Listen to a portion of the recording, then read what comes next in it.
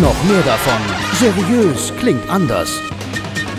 GamesCom 2014, diesmal mit einem Entwickler von Ubisoft, vom Tom Clancy's The Division, ein heiß erwarteter Action-Kandidat dieses Jahr. Fredrik von den Entwicklern wird uns jetzt ein paar Fragen beantworten. Hello Fredrik, nice to meet you. So, The Division, it's a action game, it's an adventure game, it's a multiplayer game.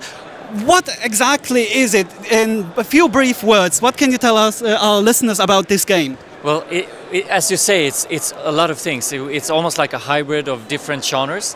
But if you want to explain it in just one phrase, I would say it's an open world shooter RPG. It's a game that takes place in New York City after a pandemic has almost wiped out the entire society. And you, as an agent of the Division, you're sent in to take the city back that's been lost to the bad guys. So the Division is set in New York, more exactly Manhattan. So what can you tell us about the game world size? You say it's an open world. So how much is there to explore in, in relation to square miles?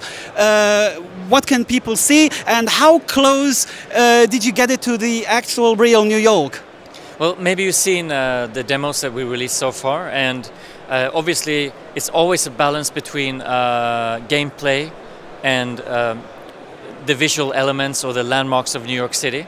So it's not a one-to-one, but we're cutting away some of the fat, some of the stuff that's not interesting or doesn't really fit the gameplay, but all the big famous landmarks, all the famous streets, all that will be in the game. And what's striking when you play the game is the verticality. If you ever been to New York City, the first day you go like this, right? You never look down. Everything is so incredible. And you actually do the same when you're in the game. It's like, I walk around like this, when I haven't played for a while. So that verticality of New York City is very exciting. So what can you tell us about how long this game has been in development, and what were the biggest challenges in creating this open world environment? So the game has been in development for a couple of years, and it's kind of a gray zone when exactly it started, because we were prototyping and building on the technology, the game engine, Snowdrop, and then that eventually became us working on the game. But we've done it for a couple of years now. We still have a stretch to go. It's a huge game, it's a huge map. So many things still to do, but we're getting there. Obviously, you said it's your own proprietary engine that you've developed, and of course you are tweaking it right now and up until the game gets released. Can you tell us what can people expect the game to look like when they see videos of the game now? Can they? How close is it to what you plan to release? I would say it's very close. Actually, what we're showing fans at GamesCom right now is running on Xbox One. So that's what you see is what you get. There is no downgrade, actually there's very little difference, if any difference, between what we've shown in the E3 demos and what we're showing here today at Gamescom. So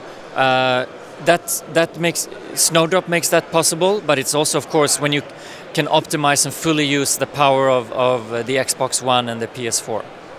That is good to hear. A lot of people will be very happy to hear that. So I was going to ask you, for the co-op part, obviously this is a multiplayer game. Can you play it on your own? Can you say, I don't have any friends, I don't like having guys around, I just want to relax and have fun? Can I do that? Can the player do that? Or if he says, I want to go online, how many people can be in a squad or a group or a team? Right. So yes, you can definitely enjoy the game on your own. I usually play on my own, don't have many friends. And I think that's super cool. It's very scary to play it on your own, especially when it turns to night. You don't see where they're shooting from. You can't get any support from anyone. But it's very cool to play on your own, absolutely. And then, of course, you have, in the way we built the game, it's like it's seamless from you're playing solo or cooperatively up till 4 players. And then you seamlessly move into the PvP area alone or with your co-op group. And then, of course, you can encounter a lot of other players in there. You mentioned support. Smart glass users using a telephone, a smartphone or tablet device can join the game and help you out. Do they have to be in the same room with you, or can it be, you know, can I sit in on the train and my buddy calls me and say, hey, help me out in the Division? Is that possible? Absolutely. You only need a connection to the internet, so it can be over your phone or over your local network. And what's cool about it is you play on the tablet. On your secondary screen, and you control a drone that's kind of helping you to do intel or supporting the guys on the ground.